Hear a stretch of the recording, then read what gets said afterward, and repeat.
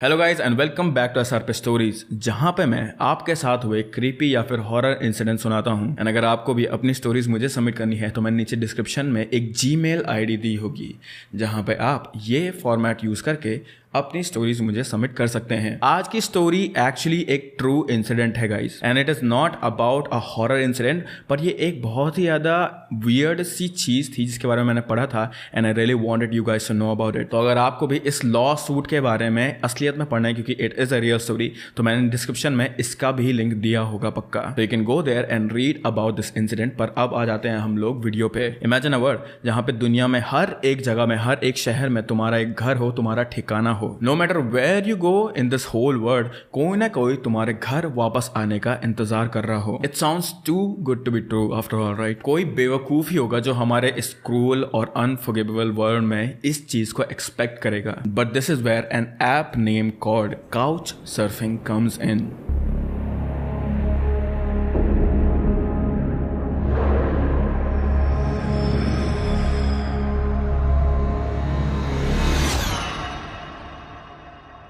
Couch surfing एक ऐसी service है जिसमें लोग ट्रैवलर्स को अपने घरों में ठहरने की जगह देते हैं। And the best part about it is कि ये सर्विस बिल्कुल फ्री होती है और किसी भी पर्सन को अपने स्टे के लिए ₹1 तक नहीं देने पड़ते हैं। इंस्टेड वो अपने होस्ट की छोटी मोटी मदद या उनका कोई काम करके अपना ग्रैटिट्यूड एक्सप्रेस कर सकते हैं। काउच सर्फिंग का मकसद एक ऐसा ओपन माइंडेड लोगों की कम्युनिटी बिल्ड करना है जो अपने घर, फीलिंग्स और एक्सपीरियंसेस नए लोगों के साथ शेयर करें। इट्स नॉट जस्ट अबाउट लोगों के रहने की जगह प्रोवाइड करना, but it is also about making friends and meeting new people. Casey Fenton सिर्फ 21 साल के थे जब 1999 में वो अमेरिका से आइसलैंड घूमने जाने वाले थे, पर उनके पास वहाँ ठहरने के लिए कोई जगह नहीं थी। इस प्रॉब्लम से निपटने के लिए उन्होंने यूनिवर्सिटी ऑफ आइसलैंड के डेटाबेस को हैक करके 1500 से भी ज़्यादा स्टूडेंट्स को रैंडम ईमेल्स भेजे, जिसमें उन्होंने उनसे रिक्वेस्ट करा कि वो उन्हें अपने घर पर कुछ दिनों के लिए रहने दे। Even though it was a shot in the dark, काफ़ी रिजेक्शंस के बाद भी 50 से ज़्यादा लोगों ने उनके ईमेल पर पॉजिटिवली रिस्पॉन्ड करा था। सारे रिप्लाइज को पढ़ने के बाद केसी ने डिसाइड करा कि वो एक R&B सिंगर के घर स्टे करेंगे, because R&B singers are cool. इसीलिए go listen to my new song 308 on Spotify right now.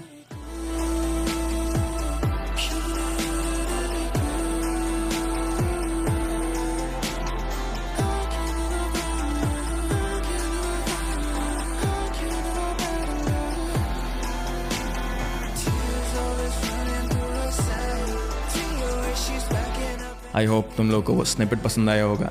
But anyways, let's get back to this video.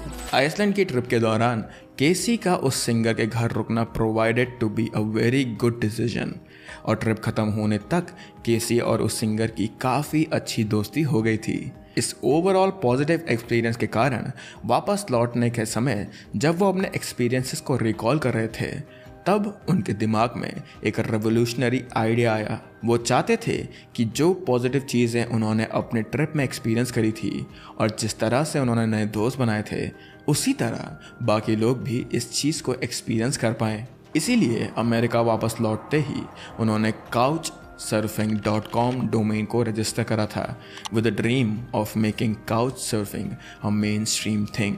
Finally on 12th June 2004 couch surfing की website launch हुई for the entire world to use, और फिर 2011 में इसकी mobile app भी launch हुई थी। वैसे इस काउच सर्फिंग कंपनी की हिस्ट्री काफ़ी इंटरेस्टिंग रही है, बट इस वीडियो में हम काउच सर्फिंग कंपनी पर नहीं बट उसके यूज़र्स पर फोकस करने वाले हैं। केसी ने इस प्लेटफॉर्म को अमीर बनने के लिए या इससे पैसे कमाने के लिए शुरू नहीं करा था। वो बस इतना चाहते थे कि ज़्यादा से ज़्यादा लोग काउच सर्फिंग को एक्सपीरियंस कर पाएँ और एक ऐसी कम्युनिटी बना सकें जहां ट्रस्ट एंड हॉस्पिटैलिटी प्रमोट हो। होस्ट और ट्रैवलर्स के बीच जेन्युइन कनेक्शंस बने और लोगों के लिए ट्रैवलिंग ज़्यादा एक्सेसिबल हो पाए। ये ऐप जल्द ही ट्रैवलर्स के साथ साथ फेमस टूरिस्ट डेस्टिनेशंस में भी रहने वाले लोगों के लिए पॉपुलर हो गई थी और इसके मिलियंस ऑफ यूजर्स हो चुके थे। It wasn't like couch surfing app एक लौता प्लेटफॉर्म था जो ये सर्विस ऑफर करता था, but couch surfing stood out क्योंकि इसमें यूजर्स को काफ़ी ज़्यादा फ्रीडम दी गई थी। ना उनसे कोई सब्सक्रिप्शन फ़ी चार्ज करा जाता था और कोई भी यूज़र बिना कोई प्रॉब्लम के इसमें अपनी प्रोफाइल एज अ ट्रैवलर या होस्ट बना सकता था। बट यू नो, कोई भी चीज़ परफेक्ट नहीं होती है एंड काउच सर्फिंग ऐप भी कुछ अलग नहीं था। इस ऐप का इतना इजीली एक्सेसिबल होना ऑल्सो मेंट कि इसे हर तरीके का इंसान यूज़ कर सकता था, which also included criminal, psychopaths and dangerous people. Now ये कोई नई बात नहीं है क्योंकि इंस्टा, फेसबुक जैसे प्लेटफॉर्म पर भी ऐसे लोगों की कमी नहीं है। But when it comes to Tinder या फिर couch surfing app, there is a big difference. Social media interactions online ही होंगे and it's very less likely कि तुम उस पर्सन से रियल लाइफ में भी मिलोगे। बट टिंडर जैसे ऐप्स में तुम लोगों से रियल लाइफ में मिल रहे होते हो, which makes it very risky. लेकिन काउच सर्फिंग में खतरा और भी ज़्यादा बढ़ जाता है क्योंकि तुम लिटरली अनजान लोगों के घरों में रुकने वाले हो एंड यू नेवर नो तुम्हारे साथ क्या हो जाए। For this reason couch surfing app के थ्रू ऐसी डार्क और डिस्टर्बिंग इंसिडेंट्स हुए हैं जिसे सुनने के बाद तुम शायद इस ऐप को कभी इस्तेमाल ही ना करो। एक ऐसे ही इंसिडेंट के बारे में आज हम जानेंगे जो कि एक 20 साल की लड़की के साथ हुआ था। मेरा नाम एना आकरमान है और मैं 20 साल की थी जब मेरे साथ ये सब कुछ हुआ था। मैं अमेरिका से हूँ और मुझे बचपन से ही दुनिया के फेमस प्लेसेस को विजिट करने की इच्छा थी और एक ट्रैवलर की लाइफस्टाइल मुझे बहुत ही ज़्यादा फैसिनेटिंग लगती थी। इसलिए मार्च 2013 में जब हमारा स्प्रिंग ब्रेक शुरू हुआ था, तब मैंने अपने फ्रेंड्स अमेलिया के साथ यूरोप की ट्रिप प्लान करी थी जिसमें हमारा फर्स्ट स्टॉप था इटली। इस ट्रिप को लेकर मैं एक्साइटेड होने के साथ साथ नर्वस भी थी क्योंकि it was the first time जब मैं बिना अपने पेरेंट्स के या किसी गार्डियन के ट्रैवल करने वाली थी and that's why money was a big concern क्योंकि सारी चीज़ें मुझे और अमेलिया को ही मैनेज करनी थी। हमने अपनी फ़्लाइट्स का इंतज़ाम तो कर लिया था लेकिन होटल चूज़ करने में हमें काफ़ी प्रॉब्लम आ रही थी क्योंकि मोस्ट ऑफ द अच्छे होटल्स हमारे बजट से बाहर थे एंड द फैक्ट कि हम मल्टीपल शहरों में मल्टीपल होटल्स बुक करना पड़ रहा था also made it almost impossible. हमने सारी उम्मीद छोड़ दी थी एंड इट लुक लाइक कि हमारी ये ट्रिप पॉसिबल ही नहीं हो पाएगी। पर तब हमें couchsurfing.com के बारे में पता चला जहां ट्रैवलर्स फ्री ऑफ कॉस्ट लोगों के घरों में रुक सकते हैं। शुरू में हम दोनों इसे लेकर काफ़ी स्केप्टिकल थे लेकिन जैसे जैसे हमने प्रोफाइल्स ब्राउज करी हमारा इंटरेस्ट और भी ज़्यादा बढ़ता गया। हमें हमारी डेस्टिनेशन पर ऐसे कई सारे लोगों की प्रोफाइल मिली थी जो ट्रैवलर्स को अपने घरों में जगह देने के लिए तैयार थे। But we had to be very cautious क्योंकि at the end of the day they were strangers. काफ़ी देर स्क्रॉल करने के बाद हम एक डीनो मैगिलो नाम के आदमी के प्रोफाइल दिखी एंड उस पर बहुत सारे पॉजिटिव रिव्यूज़ थे जो उसकी हॉस्पिटैलिटी की तारीफ़ें कर रहे थे। लेकिन द थिंग जिसने मुझे उस प्रोफाइल पर भरोसा करने पर मजबूर करा वो ये था कि डीनो एक पुलिस वाला आदमी था। पुलिस को हम सभी लोग सेफ्टी से एसोसिएट करते हैं, इसलिए मैंने और अमेलिया ने डीनो के घर रुकने का फैसला कर लिया था। स्प्रिंग ब्रेक शुरू होते ही हम इटली के पाडुआ शहर के लिए रवाना हो चुके थे और डीनो से हमारी फ़ोन पर बात भी हो गई थी। उसने हमें बताया था कि वो पाडुआ बस स्टेशन पर हमारा इंतज़ार करेगा। ऑनेस्टली मैं काफ़ी नर्वस थी और मुझे कहीं ना कहीं एक्सपेक्टेशंस थी कि शायद वो आदमी हमें रिसीव करने भी नहीं आएगा। बट टू माई सरप्राइज हमारे वहाँ पहुँचते ही डीनो हमें रिसीव करने के लिए वहाँ पर खड़ा था। वो एक एवरेज हाइट का नॉर्मल लुकिंग गाय था and since he was a policeman वो समवट फिट लग रहा था। उसके हाव भाव और बात करने का ढंग से वो काफ़ी कलरफुल आदमी लग रहा था।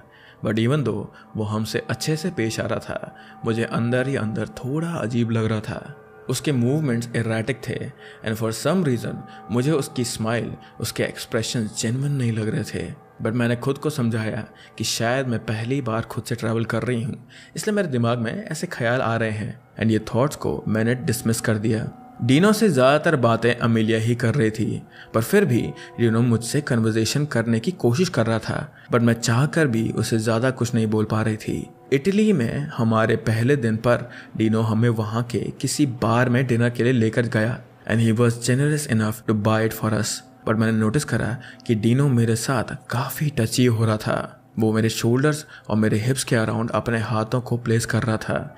And even though I was very uncomfortable in that situation, मैंने उसे कुछ नहीं कहा क्योंकि मुझे कोई आइडिया नहीं था कि इटली में क्या कल्चर था और क्या वहाँ नहीं होता था। मैं रूड बिल्कुल भी साउंड नहीं करना चाहती थी, इसीलिए आई कैरीड ऑन। इटली में हमारा दूसरा दिन काफ़ी अच्छे से बीता क्योंकि मैं और अमेलिया इटली एंजॉय कर रहे थे।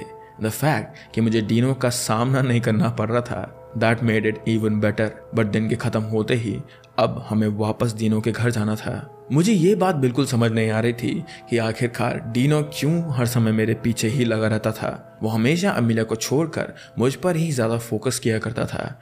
एंड अमेलिया ने इस पर मजाक करते हुए ये भी कहा था कि शायद डीनो को मैं हॉट लगती हूँ। But to me this was not funny at all, क्योंकि डीनो की हरकतें काफ़ी क्रीपी हुआ करती थी। On the third and the final day हम एज यूजुअल पूरे दिन इटली की आखिरी दर्शन कर रहे थे। पर this is where everything gets very weird, क्योंकि मुझे वापस डीनो के घर लौटने के बाद क्या हुआ कुछ भी ढंग से याद नहीं है। मुझे रोम के एयरपोर्ट पर होश आया था, जहां मैं किसी डस्टबिन में उल्टियां कर रही थी और अमेलिया मुझे संभाल रही थी। आई वॉज वेरी कन्फ्यूज कि मेरे साथ हो क्या रहा था। बट हमारी ट्रिप जारी रही और हमने अपने प्लान के मुताबिक सारी लोकेशंस एक्सप्लोर कर लिए। लेकिन इटली से निकलने के बाद आई wasn't the same any more. मुझे मेरे साथ क्या हुआ उसकी कोई भी मेमोरी नहीं थी एंड इवन अमेलिया को भी कोई आइडिया नहीं था इसके बारे में। उसे तो यही लग रहा था कि मेरी तबीयत अचानक से ख़राब हो गई थी। पूरी ट्रिप में यही सोच रही थी मैं कि आखिर मेरे साथ इटली में क्या हुआ था। एंड यस, मेरे मन में ये थॉट भी आया था कि मैं भी मेरे साथ शोषण किया गया हो by none other than Dino. But I kept telling myself कि ऐसा कुछ भी नहीं हुआ, क्योंकि मुझे वैसा बिल्कुल भी फील नहीं हो रहा था। मेरी बॉडी में कोई सोरनेस या वियर्ड फीलिंग नहीं थी, इसलिए आई वॉज श्योर कि मेरे साथ वो सब बिल्कुल भी नहीं हुआ होगा। वेकेशन से वापस लौटने के बाद मैं वापस कॉलेज में बिजी हो गई थी एंड मैं ऑलमोस्ट भूल ही चुकी थी अपने इटली वाले इंसिडेंट के बारे में। बट जस्ट कुछ महीनों के बाद ऑन अक्टूबर मैं एक ऐसी ट्रू क्राइम डॉक्यूमेंट्री सुनी जो मेरे दिल में दबे सारे नाइटमेयर्स को डुबाकर मेरे सामने लेकर आई थी। It was a documentary about a woman जिन्होंने शारीरिक शोषण को एक्सपीरियंस करा था। इस डॉक्यूमेंट्री में एक मारिया नाम की लड़की थी जिसने बताया था कि इटली में एक सर्टन पुलिसमैन ने उसके साथ क्या क्या करा था। एंड जैसे ही मैंने ये सुना, समथिंग क्लिक्ड एंड मैंने रियलाइज़ करा कि ये पुलिस ऑफिसर और कोई नहीं बल्कि डीनो ही था। जिस चीज़ को मैं इतने महीनों से अवॉइड कर रही थी और भुला देने की कोशिश कर रही थी, वो वापस मुझे हॉन्ट करने आ चुका था। अगर मैं सच कहूँ तो मुझे शुरू से ही पता था कि मेरे साथ क्या हुआ था, लेकिन मैं ना उसके बारे में सोचना चाहती थी और ना ही यकीन करना चाहती थी कि मेरे साथ एक्चुअली में वो सब हुआ था। On our third and final day in Italy मुझे बहुत फेंटली याद है कि हमारे अलावा और भी काउच सर्फिंग वुमेन हमारे साथ थे और डीनो हम सबके लिए डिनर बना रहा था। डिनर के साथ साथ उसने हमें होममेड वाइन भी ऑफर करी थी और ये सब कंज्यूम करने के बाद से ही मेरी मेमोरी बिल्कुल फॉगी हो गई थी। आई रिमेंबर कि उस रात मैं अपने स्लीपिंग बैग के अंदर सो रही थी, but Dino bar bar insist कर रहा था कि मैं उसके बेड पर सो जाऊं। इवन दो मैं पूरी तरह से होश में नहीं थी, आई स्टिल रिफ्यूज्ड। लेकिन उसने फिर मेरे हाथों को ज़ोर से पकड़ा और मुझे खींचकर अपने बेडरूम में ले गया, जिसके बाद मुझे सीधे रोम की एयरपोर्ट में होश आया था। सच्चाई तो ये थी कि डीनो ने मुझे ड्रग करा था और मेरे बेहोश होने के बाद मुझे अपने साथ लेकर गया था, जिसके बाद उसने मेरा फ़ायदा उठाया। बट मैं इतनी यंग और इनोसेंट थी कि मैं उन सब चीज़ों के बारे में सोचना तक नहीं चाहती थी इस वक्त। पर मारिया से कांटेक्ट करने के बाद और ये जानने के बाद कि उसके साथ भी वहाँ वैसा ही हुआ था, मुझे काफ़ी ज़्यादा गिल्टी फील हो रहा था, क्योंकि अगर मैं उस वक्त ही डीनो पर एक्शन ले लेती तो शायद डीनो किसी और वुमन के साथ ये घिनौनी हरकत नहीं करता। मारिया ने मुझे फेसबुक ग्रुप में इनवाइट करा, जहाँ पर हमारी तरह और भी कई सारी लड़कियाँ थी जिन्हें डीनो ने अपने शिकार बनाया था। उन सब से बात करने के बाद मुझे समझ में आया कि डीनो जैसे लोग जानवरों से भी बदतर होते हैं, and I was stupid to let him go. बाकी विक्टिम्स के साथ होने से मुझे काफ़ी ज़्यादा हिम्मत मिली और हम सब ने ठान लिया था कि डीनो को सज़ा दिलाएंगे, और तब तक हम लोग हार नहीं मानेंगे जब तक डीनो को सज़ा न मिल जाए। सबसे पहले हमने काउच सर्फिंग में रिपोर्ट करके डीनो की प्रोफाइल हटवाई, बट वी न्यू कि ये इनफ नहीं था, बिकॉज वो सिंपली एक नई प्रोफाइल क्रिएट कर सकता था। उसके अच्छे रिव्यूज़ के पीछे का सच भी यही था कि वो ड्रग्ड लड़कियों से ज़बरदस्ती अच्छे रिव्यूज़ लिखवाया करता था, इसलिए हम उसे ऐसे ही खुले तो नहीं छोड़ सकते थे। इनिशियली मैंने अपने लोकल अथॉरिटीज़ को डीनो के बारे में बताया, but they did not listen. उनका कहना था कि जो कुछ भी हुआ है वो मेरी खुद की स्टुपिडिटी के कारण हुआ था और इसकी पूरी जिम्मेदारी सिर्फ मेरी थी। While it was true, I was stupid, लेकिन सच ये भी था कि मेरे साथ क्राइम हुआ था और मैं और बाकी विक्टिम्स जस्टिस डिजर्व करते थे। It took years, लेकिन हम सब ने कभी भी हार नहीं मानी। हम डायरेक्टली इटली के अथॉरिटीज से डील कर रहे थे। मैं और मेरे ग्रुप की बाकी 13 लड़कियां दोबारा इटली गए अपनी टेस्टिमनी देने। धीरे धीरे हमारे एफर्ट्स रंग ला रहे थे। जब पुलिस ने डीनो के घर को इन्वेस्टिगेट करा तो उन्हें एक सूटकेस में ड्रग्स भरे हुए मिले थे, जिसे वो अपने विक्टिम्स को बेहोश करने के लिए यूज़ करता था। इवन दो डीनो के खिलाफ टेस्टिमनीज और एविडेंसेस मिलते जा रहे थे, फिर भी ये केसेस काफ़ी लंबे चले एंड फाइनली पूरे 6 साल बाद ऑन जून 2019 डीनो को फाइनली गिल्टी पाया गया था। उसे पूरे 9 साल की सज़ा सुनाई गई थी एंड वाइल आई विश उसे और भी ज़्यादा कड़ी सज़ा मिलती, I was happy and proud of myself. Dino ने अराउंड 230 गर्ल्स को अपने घर में होस्ट करा था थ्रू काउच सर्फिंग, जिसमें कुछ लड़कियां माइनर भी थी। He was a serial predator जो काउच सर्फिंग के थ्रू यंग लड़कियों को टारगेट करता था।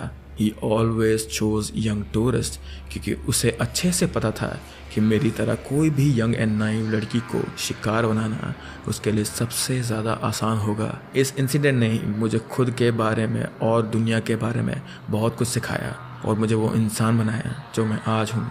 आई still remember the pain and suffering जो मुझे एक्सपीरियंस करनी पड़ी थी while I was trying to come to terms with the things and fight for justice। लेकिन अब जब मैं पलट कर पीछे देखती हूँ आई रियलाइज कि it was all worth it. इस इंसिडेंट को हुए अब 10 साल से भी ज़्यादा हो चुके हैं एंड अब I am leading a happy life with my family. I hope कि मेरी कहानी एक लेसन हो उन यंग लड़कियों के लिए जो अपने आप को ऐसे सिमिलर सिचुएशन में पा रही हैं।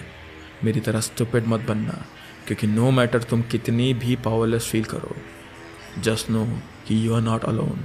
Never forget, never forgive. Well, that was it for today's video guys, and again इस true story का मैंने लिंक तुम्हें डिस्क्रिप्शन में भी दे रखा है। It is a very important thing to know कि कोई ऐप इतना ज़्यादा हानिकारक भी हो सकता है किसी के लिए, एंड इस वाले केस में तो it led to a lawsuit, so it is very important for you guys to know. तो अपने दोस्तों को भी इस स्टोरी के बारे में बताना तुम लोग। But with that I hope कि तुम लोगों को ये स्टोरी पसंद आई होगी, ये कहानी पसंद आई होगी, and I will see you next week. Bye bye.